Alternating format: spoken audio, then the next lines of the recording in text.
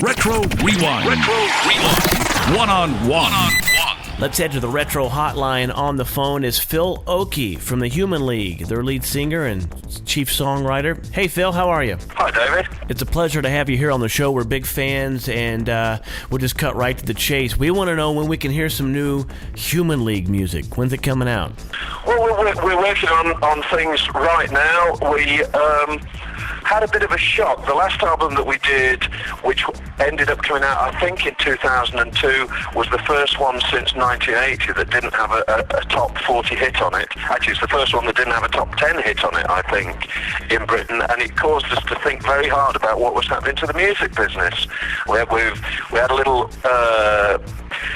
hiatus and tried to make the live show a little bit better than it was, and now we're back trying to do the same old thing again. A little bit of disco, a little bit of electro, but keeping it very up to date. The beats have got to be heavier than they used to be, and I think the songs have got to be a little bit less complex, less sort of verse, chorus, link, chorus, mid-eight stuff, a little bit more linear. So we're doing that, trying to make it catchy. Well, you just mentioned your last album, Secrets, that came out, I think, right before 9/11, and I think, after that, obviously, things changed, and I think maybe your label folded, and I just don't think that album got the chance that it deserved. I certainly think it's probably your best album of all the ones that you've had out there, including the great stuff from the 80s. Any chance that album's going to see the light of day again, maybe get re-released? I don't know anything about that, really. It's such a strange business now, that the business that I more or less grew up in, where you would go and sit behind a desk with a guy and you would say, I want to make an album, and he would give you a lump of money, and you would try and make it. That seems to be over. And it's more like you've got to work out different routes of distribution. The fact that albums themselves are not strong anymore, that people go on iTunes and they pick 3 tracks rather than listening to 10 tracks. I think you've just got to consider that things are different. Things might come out again. I don't know about the album format now, which I really loved. I used to love. I love vinyl. I love getting up and walking to the record player, turning it over, and making the decision to play side 2.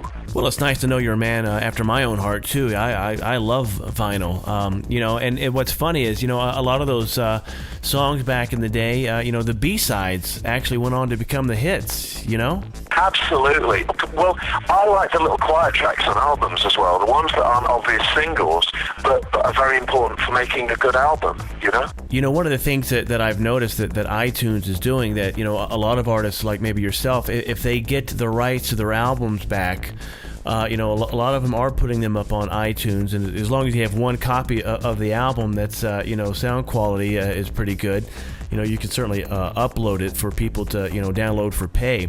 But, what a lot of artists are doing now these days is, you mentioned, maybe someone downloading 2 or 3 songs and, maybe not the album. iTunes, if you want like that big song, a lot of artists are saying, like album only for that track. And so therefore you're kind of, forced to buy the whole album, which is certainly good for the artist, when you want something, when you're trying to sell your material, Yes. So much marketing is now doing via adverts on the TV, via soundtracks. It's a very different game, and you've got to play with the game that's going now. It's exciting in a way. Well, yeah, I mean, it really is. And that kind of leads me to my next question. Speaking of, adverts or commercials, like here in the States, Chips Ahoy took Don't You Want Me and kind of used it in a commercial. And, of course, I'm assuming that you signed off on it. But, I have children ages, 1 through 12 here, and they love that song. They love the commercial. So it's kind of, and I was like 11 when the song was out. So it's kind of like a new generation of fans are finding your music, even though it's through a commercial. Is that something that you enjoyed? I've ended up being quite happy about it. We had a little thing where someone in Britain, against our wishes, did a comedy version of the song for a car firm in Britain, and I was was up in arms about it first. I wanted to try and sue them and things. And then some people said, well, actually it's funny. And I thought, well, it's 25 years old. Why am I worried? It's not going to spoil it. People are still going to love the song if they already love it. I might as well just sit back, get a bit of extra money in my back pocket and work on the next stuff. Well, yeah, and I think that's a fair approach for you to go, hey, wait a minute, what's going on here? I'm very serious about my music. Why is it ending up in a commercial? But it does, a couple of things. One, it gets you paid, which is always nice, and two, it's an opportunity to reach out to some new fans, gain some new fans over that. And as I told you, my kids love that song, and so whenever I play it in the car or on the show or the video comes on or what have you, they're always singing at least the chorus, if anything. It's a funny thing that, because I'm actually very serious about it. We always end the show with "Don't You Want Me," and I think there's always going to be a movement where people want you to laugh at what you used to do, and I hate it. Even if I get a couple of the lyrics wrong in that, it looks like people don't take it seriously. So whatever other people want to do with it, to me it was a very serious song. I'm never even going to do it with a smile on my face. I'm proud that we did that record, and I'm proud that we put it out and didn't manage to spoil it, which is what we did to a lot of the others. You work so hard that you go through the good part and add a load of rubbish, and we stopped at the right time with that one. Let's talk a little bit about your vocal style. I think that you've come up with a style and a sound that really no one can emulate or even has really tried to emulate, so it just kind of makes it even more unique. Can you tell us a little bit about how you came up with your sound? Well, it's funny, but I ended up in the band. I joined the band, and I was less good at playing keyboards than everybody else, so I ended up at the front doing the singing. Really, I'd been told that I couldn't sing before that I was out of tune, and a lot of the time I'm trying to sing like Iggy Pop or David Bowie. If I ever have a difficulty, I try and think what they would do to sing it. Whether I end up the same as them or different than them, I'm not sure, but I have finally become a confident singer. I'm confident that I can sing well enough on stage, but a lot of the time I'm leaning on some of my heroes. And we're talking to Phil Oakey, lead singer, chief songwriter for the Human League. Let's talk a little bit about your stage show. I had a chance to see you guys in LA back in August. Literally had front row seats and was just blown away. First of all, you guys looked great, you sounded great, but the stage show was very, I don't know. It was very. It was neat. I don't know. I can't think of the words. It was it's something that everyone should have a chance to see. Can you talk to us a little bit about the stage show?